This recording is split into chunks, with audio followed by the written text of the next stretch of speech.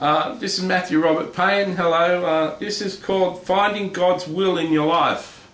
Now, it's sad that many people who live a Christian life never come across God's will in their life. Many people who live the Christian life are living a life that's half a life. They're living they're living in a rut. They're like living in a they're living in a coffin with the ends cut out.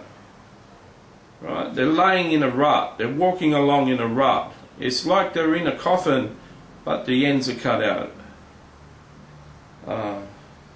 There's no meaning to life. You know, there isn't even meaning to life if you've got Jesus in your life. You know, Jesus gives an extra dimension to your life, and that's been great, and life can be exciting. But life is at its most enjoyable when you know God's will in your life, when you know God's destiny in your life, when you know what you were born and created to do. Now, you may be born a carpenter, you may be trained up as a carpenter, you may be skillful as a carpenter, but God may want you to preach part-time.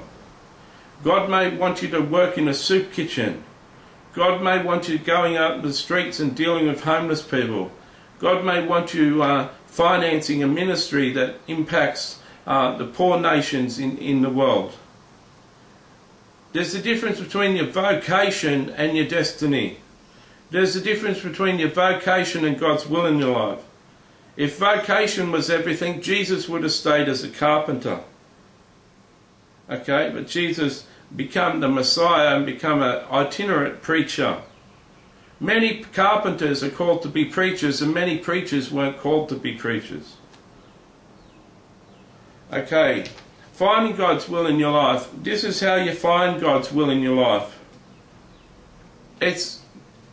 If you were given unlimited time and money, if you were given money and resource and time, what would you do to change the world? What would you do for God? Finding God's will in your life is found in your dreams, your destiny, finding in what you'd like to do, what you dream to do in your life. God's will in your life is most closely linked to your dreams. Now, many people, they get to my age, 42, and they've given up on their dreams. Many people live a life where life is beaten up against them, and they've given away on their big dreams and the things they desired to do as a young child. At 14 years of age, I wanted to become an evangelist preacher, travelling from place to place, leading people to the Lord. I still haven't done it. My destiny, my dream is to preach in pulpits from church to church, and yet I'm not doing it successfully at the moment. I've preached a few times. Even last week I preached at my own church, and it was well received. Living your destiny, living your dream is what you're meant to do. Now, because I've been called to preach doesn't mean I haven't preached. I've written 615 articles / sermons on the internet, and this month 18,000 people have read them. I've got over 200 videos on YouTube, and 5,000 people a month watch my videos. This is just one of the videos. So it's different to finding God's will in your life.